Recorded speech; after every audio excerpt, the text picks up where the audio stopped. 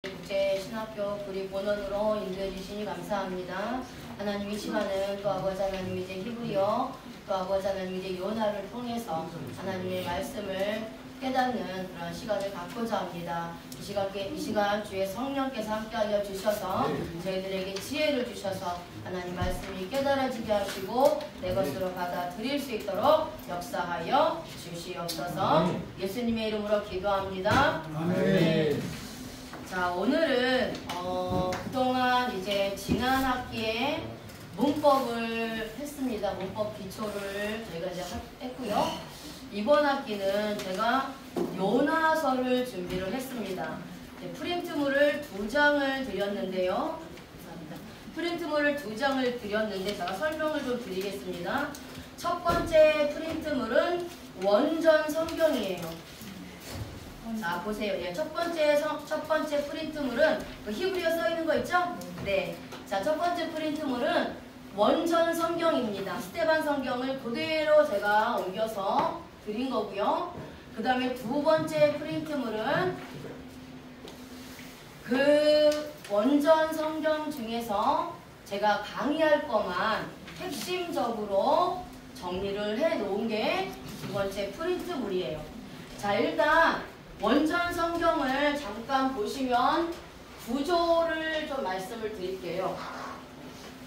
자, 원전 성경을 보세요. 원전 성경을 보면 구조가 첫 번째 여기 번호가 있어요. 그쵸? 네.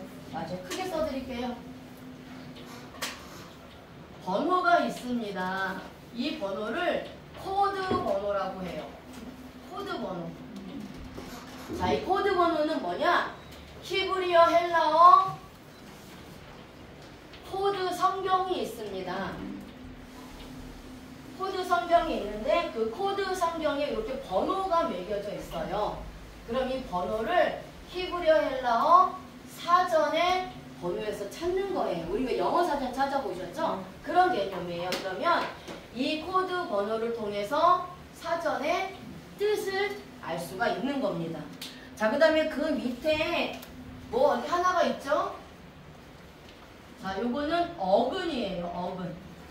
제가 계속 수업 시간에 어근에 대해서 말씀을 드렸어요. 어근은 뭐냐? 그 단어가 어디에서 왔느냐? 뿌리가 어디냐? 라는 거예요. 그래서 우리가 일반적으로 단어만 보면 잘 깨달을 수 없는 것을 어근을 들어가면 이 말씀의 구속사적인 의미, 영적인 의미, 하나님의 의도를 더 구체적으로 알 수 있다라고 말씀을 드렸어요. 그래서 저와 수업을 할 때는 이 어근을 가지고 수업을 합니다. 이 어근과 코드 번호가 연결되어 있어요. 그래서 이 코드 번호는 이 어근에 대한 내용이에요. 예를 들어서 첫 번째가 1961이죠. 자, 1961이고 어근이 하야입니다. 하야 동사예요.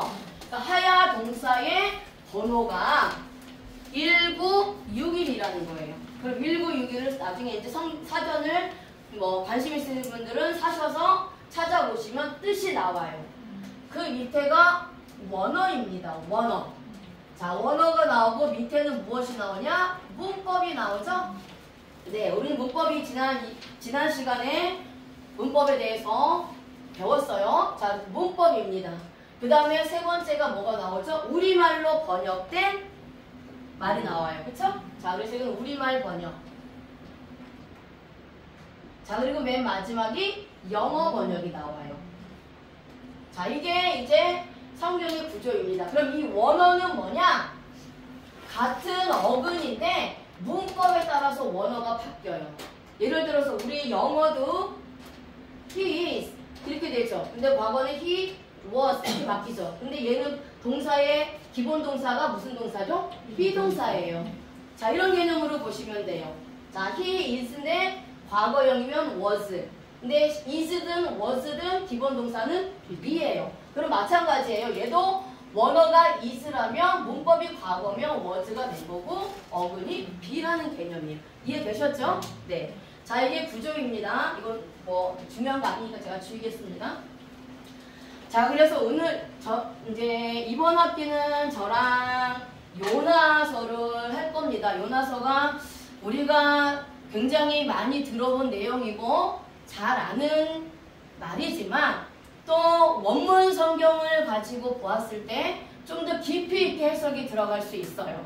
그래서 문법도 공부를 했고 이제 사전의 뜻도 공부를 했으니까 이제 요나를 한 절씩 나누면 좋겠다라고 생각해서 제가 1학기 동안 기도하면서 준비를 했습니다.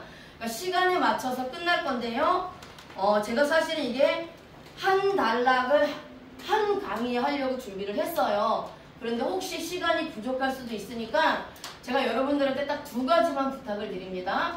반드시 다음 주에 혹시 오늘 수업이 안 끝나면 다음 주에 똑같은 교재를 가지고 오세요.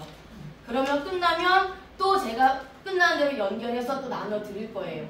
그리고 2번째는 저희 신학교에서 공부하는 것을 혹시 주변 사람들이 뭐 공부하니 보여달라 나눠달라고 하시면 나눠주시면 안 됩니다. 알겠죠? 이거는 내가 직접 내 것으로 먹어서 내가 공부할 때 사용하라는 것이지 공부하지 않고 그냥 보면 자의적으로 해석이 될 수 있어요. 그래서 절대로 저는 우리 교회에서도 그렇고 강의안을 함부로 복사해주지 못하도록 합니다. 부탁드릴게요. 네. 그리고 사실 이 교재는 제가 원어 박사원에서 공부했을 때 박사분이 쓰신 책이기 때문에 저작권이 걸려있어요. 강의만 가능하게 좀 해놨단 말이에요. 유의해 주시기 바라고요. 자, 이제 들어가겠습니다. 첫 번째 요나서 1장 1절에서 5절 말씀을 좀 볼게요. 그리고 원문 성경은 개역 한글이에요. 개역 개정이 아닙니다. 우리말로 번역된 게 참고하시고요. 자, 이제 먼저 첫 번째를 들어가겠습니다. 요나서 1장 1절에서 5절 말씀이에요. 자, 옆에 이제 원전 성경은요, 참고만 하시고 나중에 집에 가서 공부하시면 되고, 저하고는 문법 있죠? 다른 거, 그거 이제 보시면 됩니다. 자, 히브리 민족은 유목 민족이다라고 했어요. 그쵸? 자, 그래서 움직이는 사고가 있어서 동사 민족이라고 합니다. 그래서 동사가 세분화되어 있어요. 그래서 동사가 몇 개라고 했죠? 7동사. 그쵸? 자, 히브리의 동사는 동사가 7개의 동사로 세분화해서 나누어졌다라고 말씀을 드렸어요. 그만큼 세밀하고 섬세하고 구체적이라는 거예요. 자, 그런데 이 동사는 히브리어는 원전 성경에 맨 앞에 들어가는 것이 전체 말씀의 핵심이에요. 1장의 핵심은 맨 앞에, 2장의 핵심은 맨 앞에, 이렇게 맨 앞에 씁니다. 그래서 맨 앞에 쓰는 것은 하나님이 그것을 강조한다라는 의미예요. 그래서 우리말 성경과 달라요. 우리말 성경은 여호와의 말씀이, 그래서 여호와가 첫 번째 단어죠. 그런데 원전 성경에서 첫 번째 단어는 뭐다? 이만이라. 자, 말씀드릴게요. 원어는 오른쪽에서 왼쪽으로 읽어요. 그쵸? 그러니까 원전 성경도 오른쪽에서 왼쪽으로 되어 있습니다. 그러니까 첫 번째 단어가 맨 오른쪽에 있는 단어니까 하야 동사 이만이라 해요. 자, 기억하세요. 쓰는 것도 오른쪽에서 왼쪽, 읽는 것도 오른쪽에서 왼쪽. 그리고 제일 중요한 단어를 맨 첫 단어로 쓴다는 거예요. 그래서 요나서 1장 1절에 가장 중요한 단어가 이만이라예요. 이만이라 동사. 자, 그래서 첫 번째 단어로 쓴 겁니다. 첫 단어가 이만이라 동사로 시작을 하는데 여기엔 하나님의 의도가 있다라는 거예요. 맨 앞에 사용하여서 사건을 강조한 겁니다. 사건을 강조한 거예요. 요나서지만 요나를 강조한 게 아니라 하나님의 말씀이 임하였다라는 걸 강조한 거예요. 자, 여기서 임하니라라는 동사가 하야입니다. 하야. 자, 프린트물에 이제 입을 열어서 같이 말할 거예요. 하야. 하야. 자, 옆에서 보시면 와우계소법, 동사, 칼, 미완료, 남성, 3인칭, 단수. 자, 그게 이제 문법입니다. 자, 그리고 옆에가 사전의 뜻이에요. 그래서 1961을 찾으면 무엇이 일어나다, 무엇이 되다, 무엇이다. 이게 사전의 뜻입니다. 그런데 영어도 마찬가지로 한 단어에 많은 뜻이 있잖아요. 그렇죠? 그런데 우리가 그 단어를 다 쓰지 않고 문맥에 맞는 단어만 끄집어냅니다. 히브리어도 마찬가지예요. 하야 동사에 많은 뜻이 있는데 그 많은 뜻 가운데 문맥에 맞는 단어만 한두 개를 끄집어내는 거예요. 자, 그런데 여기서 하나님께서 요나에게 말씀을 하시는 겁니다. 강조해서 말씀을 하시는 거예요. 하나님의 의도는 요나의 말씀이 임했다라는 것을 강조하는 겁니다.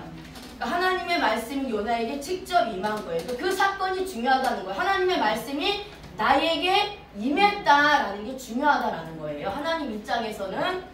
자, 그래서 반드시 하나님의 뜻대로 지켜라 라는 의미예요. 그래서 강조하기 위해서 말씀하신 것이에요. 그리고 말씀을 선포하셨다는 거예요. 그러니까 말씀을 선포하셔서 하나님의 말씀이 요나에게 임했다는 것은 무슨 뜻이냐? 하나님이 이미 일을 시작하셨다라는 뜻이에요. 그러니까 나에게 하나님께서 무엇인가 말씀을 주십니다. 그렇죠? 그 말씀이 나에게 임한 거예요. 그럼 그 말씀이 이미 나에게 임했기 때문에 하나님은 이미 시작을 하셨다라는 거예요. 자, 이제 그게 이만이랍니다.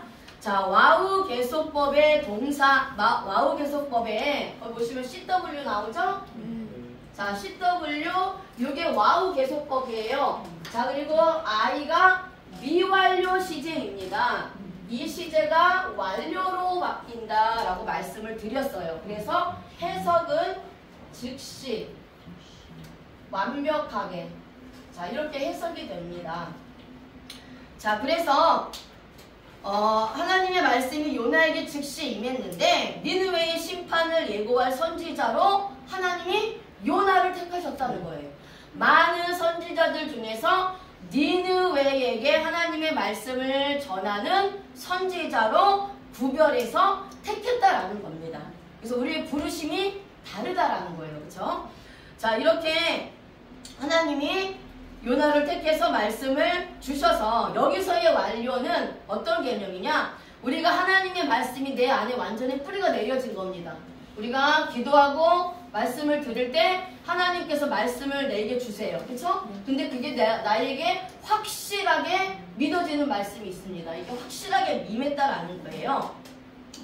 자, 그런데 여기서 하나님의 말씀이 아미떼의 아들 요나에게 임했다라고 말씀을 드립니다. 자, 여러분들이 성경을 보시면 항상 하나님께서 사람 이름을 부를 때 누구의 아들, 누구의 증손, 누구의 손자 이렇게 항상 그 족보를 줍니다. 그렇죠?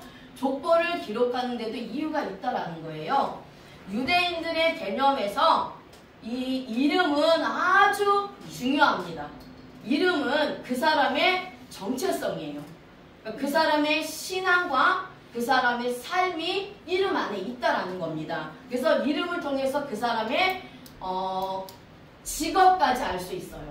자, 그러면 오늘 하나님의 말씀이 아미떼의 아들 요나에게 임했다 이렇게 말씀하고 있어요. 그러면 자, 누구의 지파, 누구의 자손, 누구의 아들이라고 표현한다고 말씀을 드렸는데 그럼 왜 그냥 요나에게 임했다라고 하지 않으시고 아미떼의 아들이라고 말씀을 하셨느냐?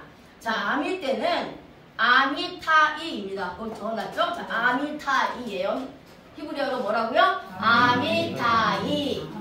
자, 여기서 아미떼입니다. 근데 이 단어가 아까 어근을 이야기했는데 여기 사전을 찾아보면 어디에서 유래했다 해가지고 뿌리를 또 찾아가요. 그러면 이 아미떼는 에메트라는 단어에서 유래되었다라는 겁니다.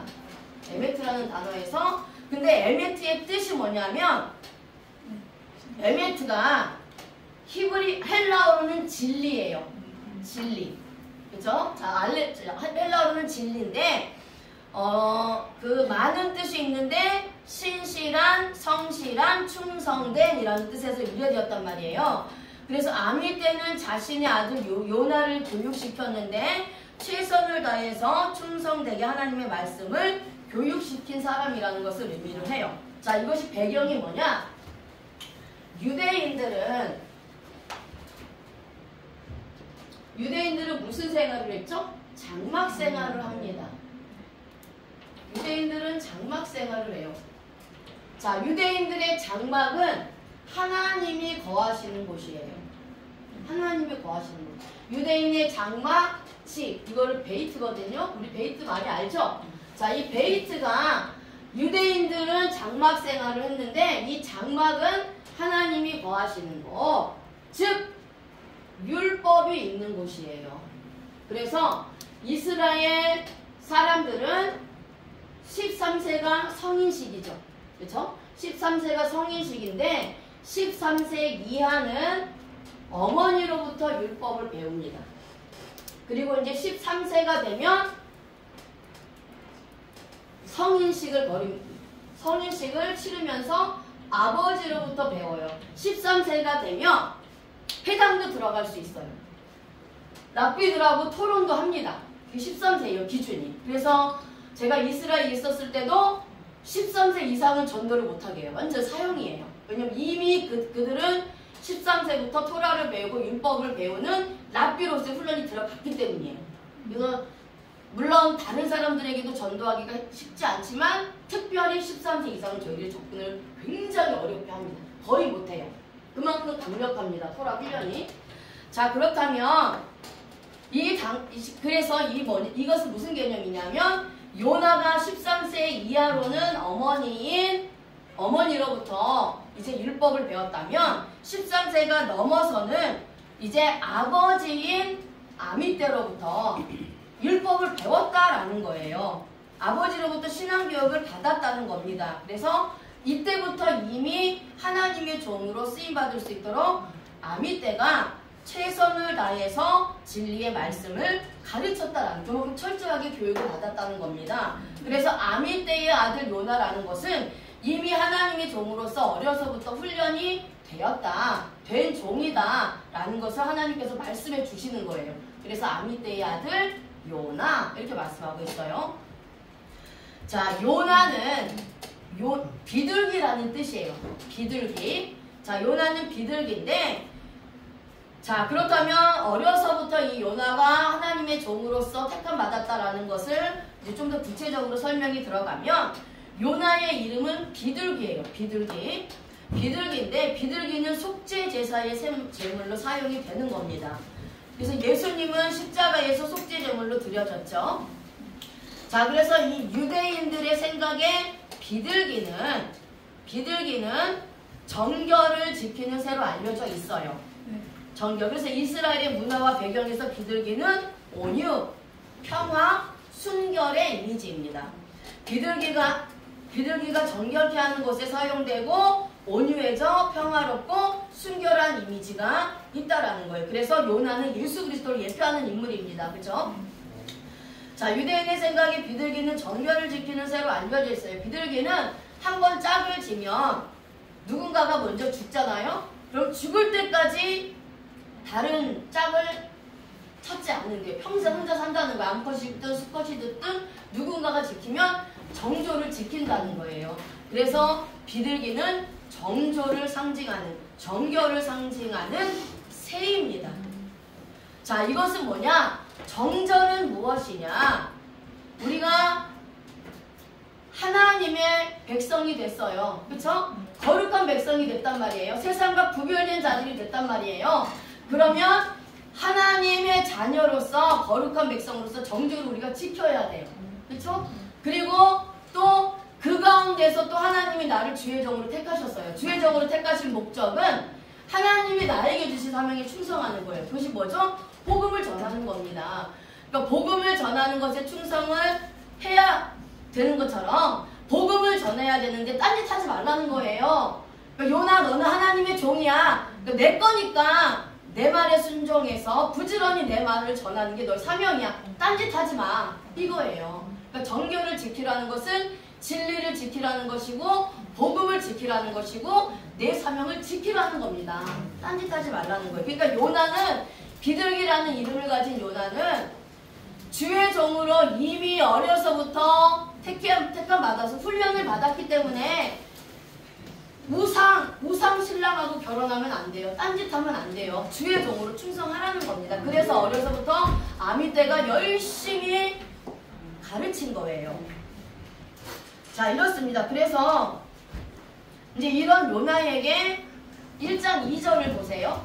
자, 1장 2절을 보니까 뭐를 주시냐? 첫 번째 사명을 주세요. 자, 1장 2절의 첫 번째가, 첫 단어가 너는 일어나. 예요. 그쵸? 자, 너는 일어나. 자, 하나님이 요나를 부르십니다. 하나님이 요나를 부르신 목적이 있어요. 뭐죠?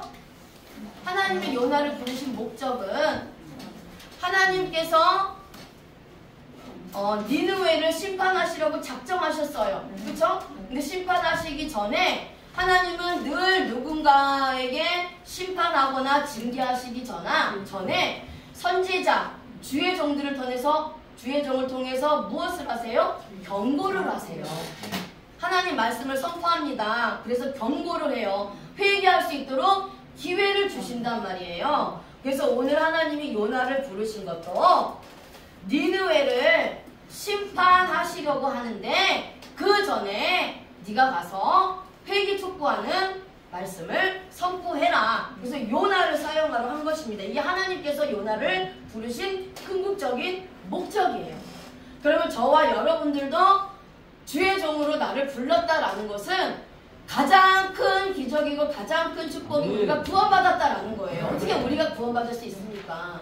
그런데 그 거룩한 백성으로 구원받아서 성도가 된 것도 너무 감격스러운데 또 거기서 나를 택해서 나를 주의 종으로 삼았는데 나에게 사명을 주셨다라는 거예요.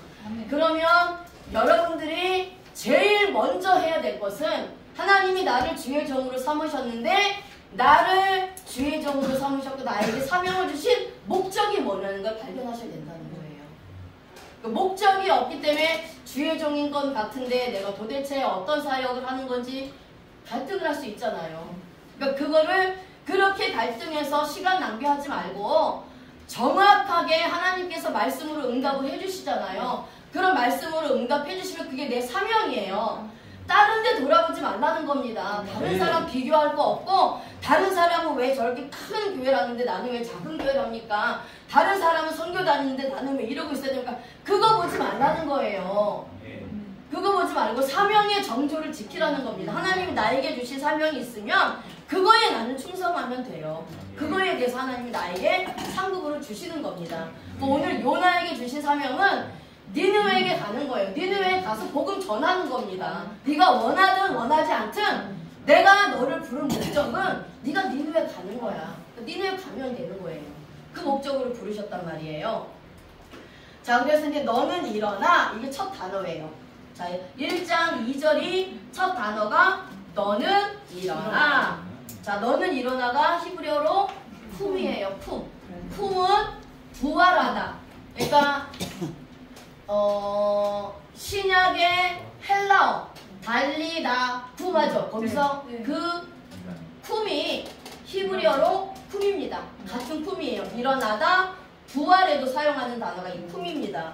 그래서 쿰이 세우다, 함께 있다, 성취하다, 확정되다 라는 뜻이에요. 자, 잘 따라오고 계시죠? 예.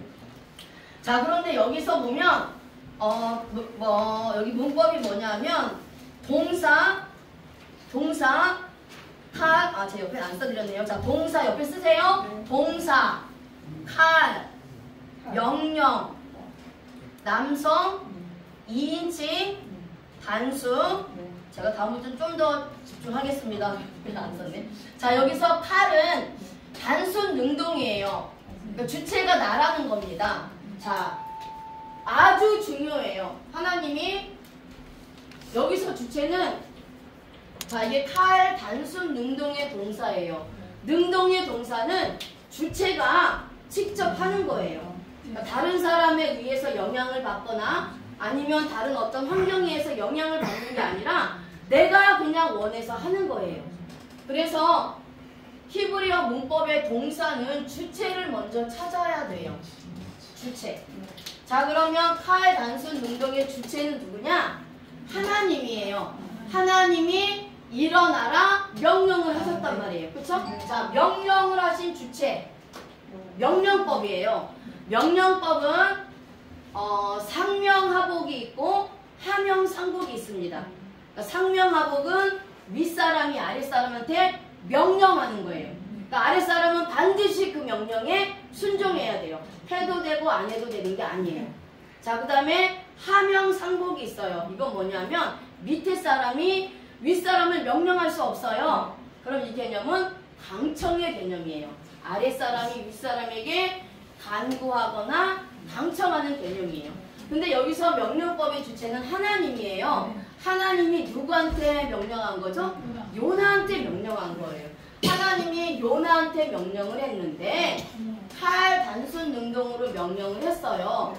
자, 근데 칼 단순 능동의 특징은 뭐냐면 자유의지입니다. 자유의지예요. 그러니까 자유의지라는 것은 주체가 뭐 다른 사람이 시켜서 하는 건 아니지만 내가 할 수도 있고 안 할 수도 있는 거예요. 맞아요. 할 수도 있고 안 할 수도 있는 거예요. 그러면 하나님이 요나에게 명령을 하셨어요. 하나님이 요나에게 일어나라고 명령을 하실 수도 있고 하지 않을 수도 있는데 하나님은 하셨어요. 왜? 요나를 부르셨기 때문에. 요나에게 사명을 주셨기 때문이에요. 그래서 명령법을 썼기 때문에 요나는 반드시 이 명령을 순종을 했어야 됩니다. 그런데 요나는 순종하지 않아요. 자, 그래서 여기서 단수를 씁니다. 단수를 쓰잖아요. 자, 히브리어도 그렇고 헬라어도 그렇고 단수가 많은데 단수는 나를 얘기를 하는 거예요. 자, 남성 2인칭 단수입니다. 2인칭은 요나예요. 요나에게 단수는 1대1이에요. 개인적이라는 겁니다. 개인적으로 요나를 부르셨다라는 거예요. 그러니까 저의 사명도 저의 부르심도 하나님 앞에 1대1이라는 거예요. 하나님은 각자를 부르신다는 겁니다. 더불어서 부르지 않으세요. 각자를 불러서 그 사명에 내가 충성하는 겁니다. 그래서 니느웨로 가서 하나님의 뜻을 세우고 하나님의 심판이 확정되었으니까 니느웨 백성들에게 가르쳐줘서 하나님이 당신들을 심판하실 겁니다. 반드시 성취하실 거예요. 그런데 회개하면 하나님께서 그것을 멈출 겁니다. 그러니 제발 회개를 하세요. 이거를 선포하라고 일어나 가라 이렇게 명령을 하신 겁니다. 그런데 여기서 하나님이 가라고 했을 때는 이 배경에는 요나 혼자서 하라는 게 아니에요. 하나님이 함께 가시겠다라는 겁니다. 그래서 우리가 하나님이 나를 부르셔서 무언가를 하라고 사명을 주시면 나 혼자 하라는 게 아니에요. 하나님이 함께 하셔서 하나님이 이끌어 주시겠다라는 겁니다. 하나님이 책임져 주시겠다라는 거예요. 자, 이제 그런 의미입니다. 자, 그 다음에 이제 두 번째 사명이에요. 첫 번째는 일어나라 이렇게 얘기하고 두 번째는 외치라는 거예요. 외치라. 자, 외치라는 히브리어로 카라. 뭐라고요? 카라. 네, 카라입니다. 자, 여기 문법은 접속사, 동사, 칼, 명령법, 남성 2인칭 단수. 문법은 똑같아요. 문법은 일어나라. 이거랑 똑같습니다. 다만 다른 게 앞에 접속사가 들어가 있죠? 그것은 이제 그리고라는 거예요. 일어나라, 그리고 외치라. 이런 의미예요. 다른 문법은 똑같습니다. 그래서 외치지 않으면 화가 있다라는 거예요. 주의 종의 사명은 복음을 선포하고 전폐해서 하나님 택한 백성들을 하나님께로 인도하는 거예요. 불러내는 겁니다. 근데 이 사명을 하지 않으면 화가 있어요. 자, 성경 한번 찾아보겠습니다. 고린도전서 9장 16절에서 17절. 고린도전서 9장 16절에서 17절. 찾으신 분이 빨리 읽어주세요. 고린도전서 9장 16절에서 17절. 내가 복음을 전할지라도 자랑할 것이 없으면 내가 부득불할 일임이라. 만일 복음을 전하지 아니하면 내게 화가 있을 것이로다. 내가 내 자의로 이것을 행하면 상을 얻으려니와 내가 자의로 아니한다 할지라도 나는 사명을 받았노라. 아멘. 자, 사도 바울도 복음을 전하는 것을 자랑하지 않는 것은 부득불 해야 할 일이라고 말씀하고 있어요. 복음을 전하지 않으면 뭐가 있다? 화가 있다라는 거예요.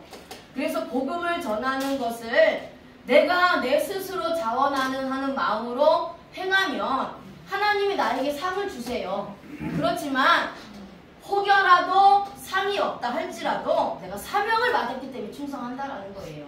그러니까 여기서 화가 임한다는 것은 내가 뭐 하나님 앞에 뭐 지옥 가고 이러는 것이 아닙니다. 상급이 없다라는 거예요. 근데 상을 위해서 하나님이 우리를 부르셔서 그 사명에 충성을 하면 상을 주시지만 상을 주시지 않는다 할지라도 귀신이 쫓겨나간 것으로 인해서 기뻐하지 말고 내 이름이 생명책에 기록된 것으로 기뻐하라. 그러니까 사명을 받았으면 사명을 위해서 충성하면 상을 받을 자격이 없음에도 불구하고 하나님이 상을 주시겠지만 상이 없다 할지라도 내 이름이 생명책에 기록된 것으로 기뻐하고 그것을 위해서 충성하라. 왜냐? 하나님이 너에게 사명을 주셨잖아. 그 의미입니다. 근데 요나는 가기 싫은 것을 억지로 가야 하는 상황이 된 거예요. 그러니까 이스라엘과 아수르는 원수입니다. 원수예요. 그러니까 아수르가 이스라엘을 공격하여 괴롭혔고 아수르에 의해서 북이스라엘이 망했단 말이에요. 근데 이런 나라에 가서 하나님께서 복음을 전하라고 하니까 심판을 면하라고 명령하라고 하니까 요나는 마음이 불편한 거예요. 불편해. 우리가 하나님 나한테 응답을 주세요. 이게 하나님께서 나한테 주신 응답인지 알아. 그럼에도 불구하고 나 불편해 하나님. 나 다른 거 하고 싶어요. 똑같은 거예요 지금 요나는. 그러니까 가기 싫다는 거야. 요나는 하나님의 말씀에 불순종하여 자신의 사명을 감당하지 않고 도망하여 하나님으로부터 화가 임했습니다. 그 화가 뭐죠?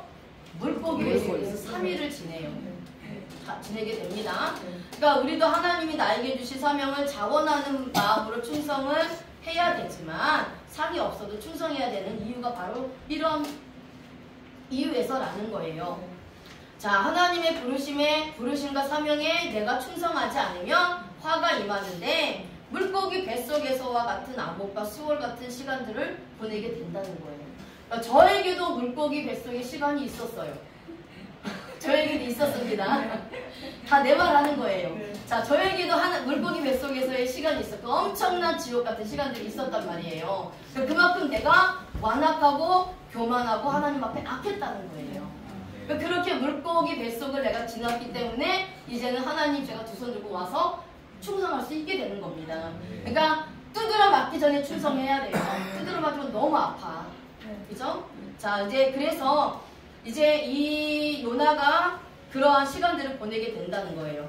그런데 이제 하나님께서 다시 이제 본론으로 돌아가서 하나님께서 요나를 니느웨로 보내시는 목적은 당연히 니느웨를 심판하시겠다라는 건데 성경에서는 굉장히 구체적으로 말씀하고 있어요. 뭐라고 말씀하시냐? 니느웨 백성들의 악독이, 그렇죠? 악독이 하늘에 올라갔기 때문이다. 이렇게 말씀하세요. 그러니까 하나님께서 니느웨 성읍의 사람들의 악독이 하나님 앞에 상달되었다라는 거예요. 상달되었다는 겁니다. 자, 여기서 악독이 뭐냐? 아이고, 이거 빼먹었네요. 이것도 악독이 라예요. 라. 쓰세요. 빠졌습니다. 악독이 라예요. 라.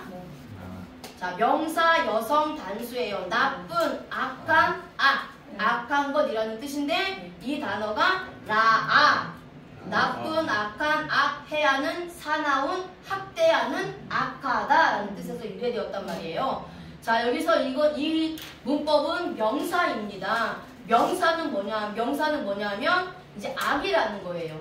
자, 그런데 여기서 여성형을 사용합니다. 자, 명사, 여성, 단수를 사용을 하죠. 자, 그 다음에 자, 문법이 이렇게 되어 있어요.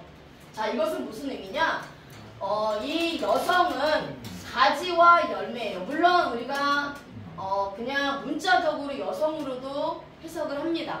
근데 영적으로는 가지와 열매예요. 그리고 많은 것을 여성으로 표현을 합니다. 그러면 니느웨 백성들의 악독이 많다라는 거예요. 악독이 많다라는 겁니다. 악이 많다라는 거예요. 그래서 여기 단수는 아까 제가 말씀드렸죠. 1대1. 니느웨 백성들의 한 사람들의 하나님이 행위를 봤더니 그 니느웨 백성들의 행위가 악하다는 거예요. 악하다는 겁니다. 자, 그래서 이렇게 악하니까 자, 이 배경에는 아수르 민족은 험악한 민족이고 피지배국을 몰살하여 죽이는 무서운 민족들이래요. 그래서 사람들을 학대하고 상처를 입히고 손해를 끼친 모든 죄들이 하나님 앞에 완전히 상달이 되었다는 겁니다. 그래서 하나님은 요나를 통해 심판을 선포하게 하시라고 사명을 주셨어요.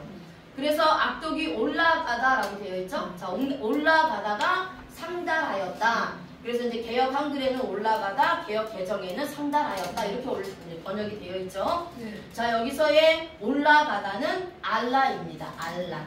자, 알라예요. 알라. 알라는 동사칼 완료 여성 3인칭 단수를 씁니다. 올라가다, 오르다. 그래서 우리가 기도의 향이 올라갈 때 알라를 써요. 번제가 올라가는 거를 알라를 씁니다. 구약의 제사에 하나님이 올라가는 거 있죠? 네. 제사가 올라가는 게 전부 다 알라 동사를 사용해요. 하나님 앞에 올라가는 거예요. 올라가는 겁니다. 그러니까 하나님 앞에 상달되었다라는 것은 니느웨 백성들의 악독이 하나도 빠지지 않고 하나님 앞에 올라갔다라는 거예요. 하나님이 니느웨 백성들의 악독을 보셨는데 한계까지 올라오신 겁니다. 더 이상 용서할 수 없는 상태가 된 거예요. 하나님 앞에 악이 꽉 차서 심판받을 수밖에 없을 만큼 악이 찼다는 겁니다. 소돔과 고모라도 하나님께서 한순간에 심판하신 게 아니에요. 소돔과 고모라도 하나님께서 계속 지켜보시다가 경고했어요. 그쵸?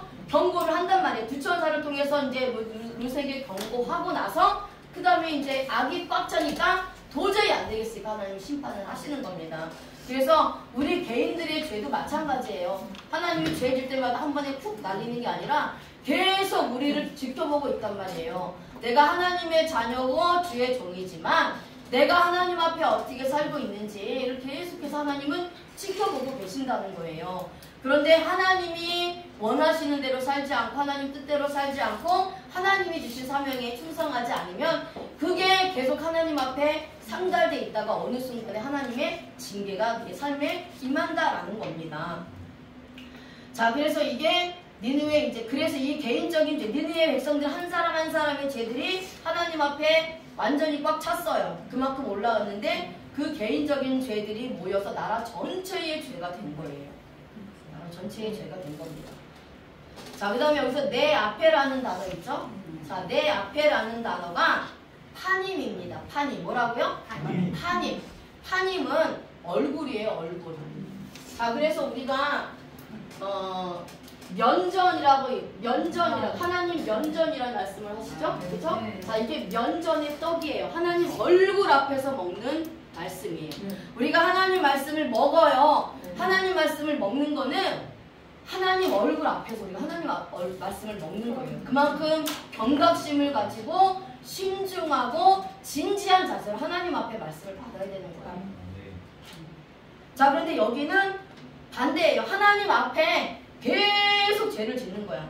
파님이 얼굴이라는 뜻이죠. 근데 이 단어가 파나, 돌이키다, 등을 돌리다, 제거하다, 없애다 라는 뜻에서 유래되었어요. 그러니까 니느웨 백성들 개인적인 악들이 하나님 얼굴 바로 앞에까지 올라왔다는 거예요. 하나님 앞에 다 드러난 거예요. 하나님 앞에 드러나지 않는 것이 없습니다. 우리가 예수님 앞에 드러나는 것이 없어요. 그러니까 유대인들이 자기 죄가 들켜나니까 그렇게 예수님을 죽이려고 한 겁니다. 회개를 해야 되는데 회개를 안 하잖아요. 자, 그런데 여기서 전치사를 써요. 그 피가 전치사입니다. 보이시나요? 네, 전치사예요. 파님 옆에 보시면 피가 있는데 이 피가 전치사예요. 전치사는 뭐냐면 자, 여기 보세요. 6440을 한번 볼까요? 원전 성경을 한번 보세요. 세 번째 줄 맨 첫 번째 단어를 보면 6440 있죠? 네, 거기에 파님이 있고 밑에 보면 라메드가 하나가 더 있죠. 맨 앞에. 그게 전치사입니다. 자, 이게 라메드예요. 자, 이게 알파벳 라메드입니다. 이 알파벳 라메드가 전치사예요. 그런데 이 라메드는 뜻이 무엇을 위하여 라는 뜻이에요. 무엇을 위하여 라는 뜻입니다. 그러면 하나님 앞에 악독이 가득 찼는데 하나님이 이 니느웨 그 니느웨 백성들이 누구를 위해서 살았다는 거예요? 자신들을 위해서 살았다는 겁니다. 그래서 하나님 앞에 하나님 앞에 악독이 꽉 찬 거예요. 네. 자, 그 다음에 여기서 복수를 씁니다. 복수. 자, NMP라고 되어 있죠. P가 있죠. P가 복수죠.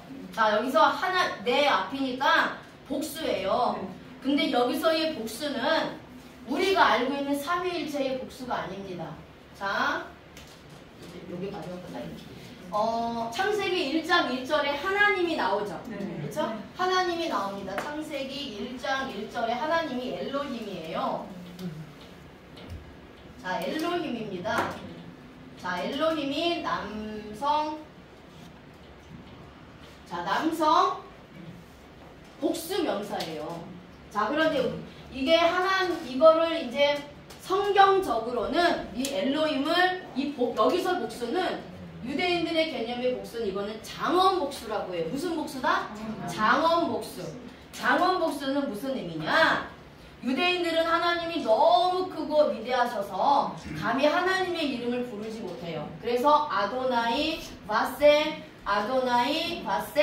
주 이렇게 부른단 말이에요. 그래서 여기서의 복수는 장원 복수로 너무 크고 위대하다라는 뜻의 복수예요.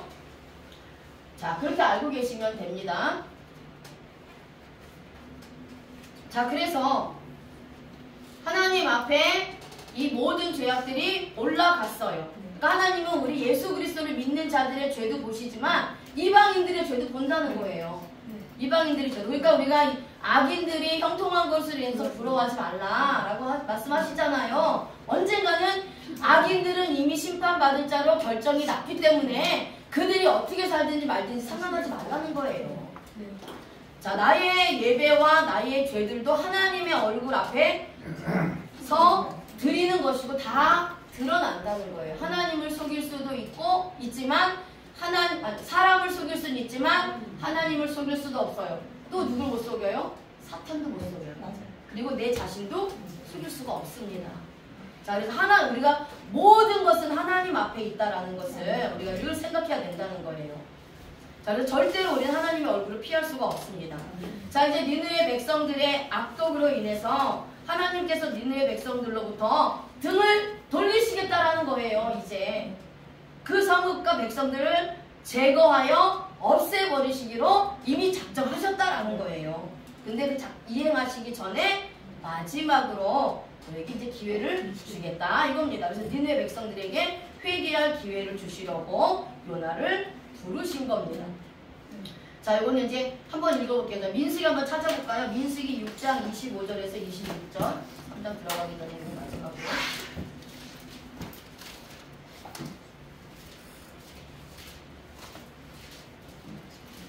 민수기 6장 25절에서 26절.